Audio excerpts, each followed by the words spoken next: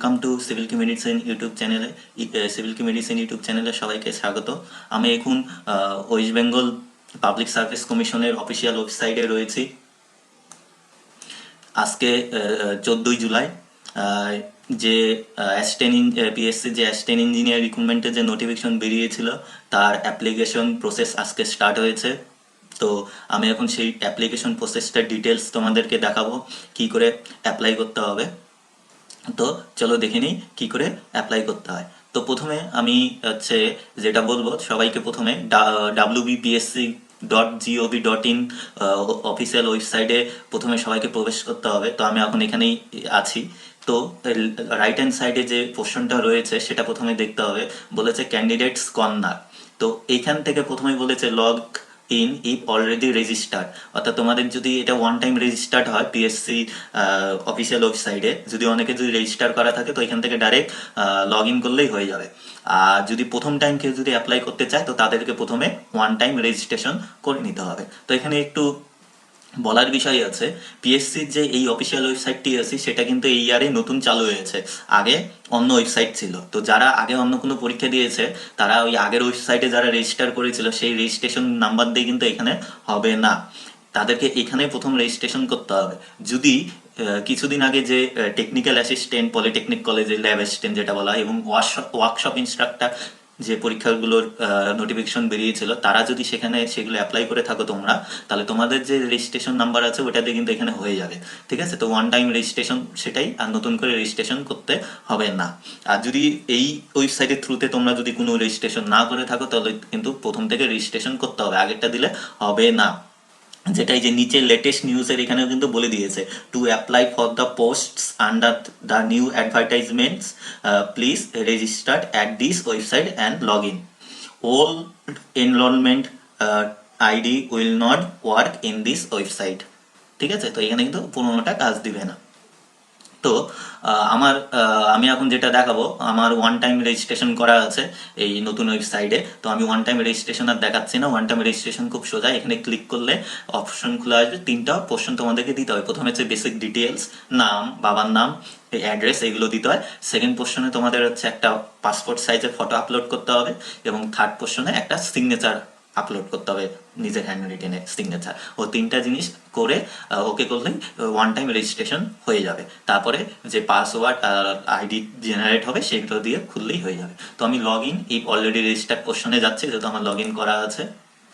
তো এই পোর্শনে গেলে সাইন ইন অপশনে এনরোলমেন্ট নাম্বার দিবে, যেটা ওয়ান টাইম রেজিস্ট্রেশন করার পরে এনরোল নাম্বার দিয়ে দেয়, মেল আইডি বা মোবাইল নাম্বারে পাঠিয়ে দেয়। তারপরে যে পাসওয়ার্ডটা দেওয়া হয়েছে সেই পাসওয়ার্ড দিতে হয়।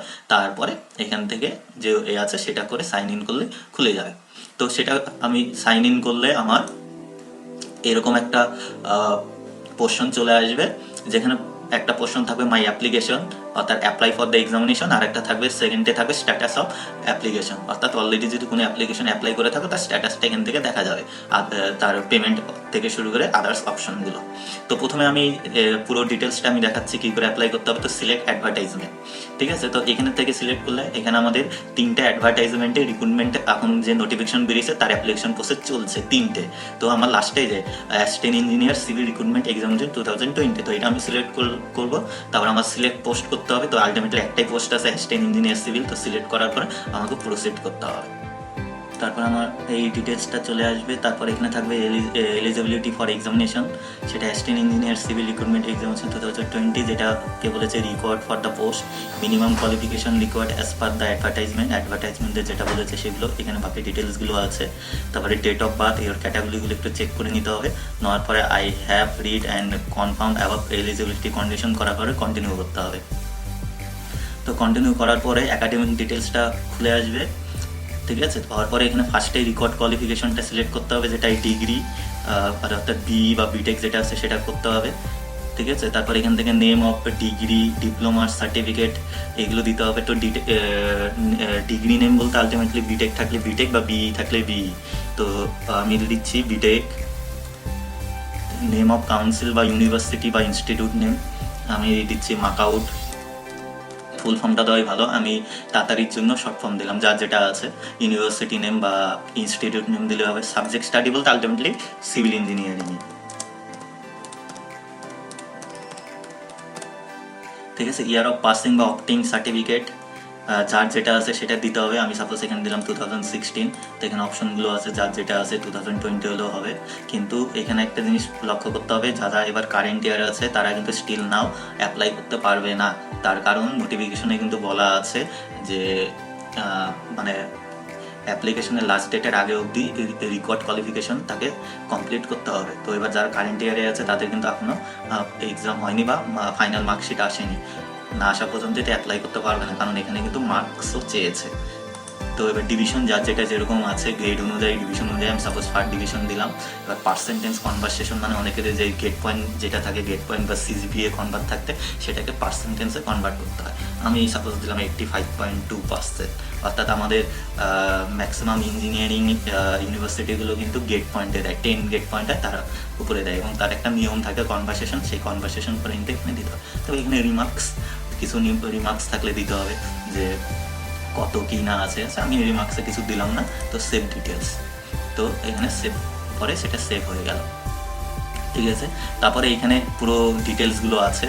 তো এখানে ডিটেলসগুলো অটোমেটিক চলে এসছে, তার কারণ এই ডিটেলসগুলো একাডেমিক কোয়ালিফিকেশনগুলো রেজিস্ট্রেশনের সময় দিতে হয়। তো রেজিস্ট্রেশনের সময় এগুলো আমি দিয়েছি, এগুলো সব অটোমেটিক চলে আসছে, শুধুমাত্র আপডেট আছে যেহেতু আগের থেকে আমার রেজিস্ট্রেশন করা ছিল।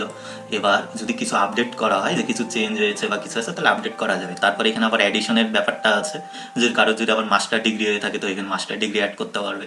তো এখানে পরপর এরকম দিতে হয় 10, 10-এর পরে 12, যাদের নেই তারা ডিপ্লোমা অ্যাড করতে পারবে।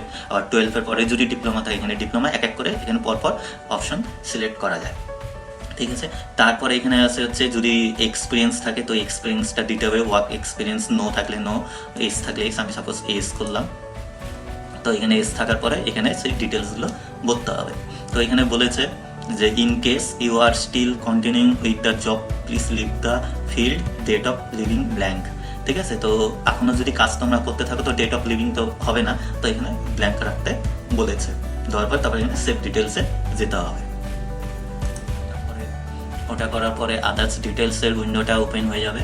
তারপর এখানে বলেছে do you claim relaxation for the being in the employment as mentioned above. তো এখান থেকে সিলেক্ট করতে হবে, ইয়েস হলে ইয়েস, নো হলে নো। তো আমি নো দিলাম। তো did you appear previous in the examination for recruitment to the post of assistant engineer civil conducted by PSC West Bengal. মানে did you appear previously in the examination, অর্থাৎ আগে যদি মানে এই অ্যাসিস্ট্যান্ট ইঞ্জিনিয়ার অ্যাপ্লাই করে থাকো বা বসে থাকো তাহলে হ্যাঁ কি না, হ্যাঁ হলে হ্যাঁ, না হলে না। ঠিক আছে, তারপরে বলছে এনি আদার ইনফরমেশন থাকলে, কিছু যদি ইনফরমেশন বা দেওয়ার থাকে তো এখানে তোমরা লিখতে পারো। তো এটা কম্পালসারি না, না থাকলে তোমরা ব্ল্যাঙ্কও রাখতে পারো। দেওয়ার পরে সেভ অ্যান্ড কন্টিনিউ করতে হবে।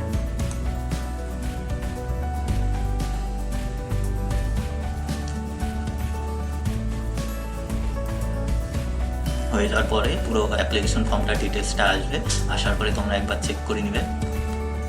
চেক করার পরে এখানে ডিক্লারেশনে ক্লিক করতে হবে। ঠিক আছে, আর চেক করার পরে দেখে নেবে যদি কিছু ভুল থাকে তো ব্যাক টু মাই অ্যাপ্লিকেশনে গিয়ে এটাকে আবার ঠিক করা যাবে। দেওয়ার পরে তারপরে এখানে submit the application, final submission. ঠিক আছে, তো এখানে গিয়ে ফাইনাল সাবমিশন করতে হবে।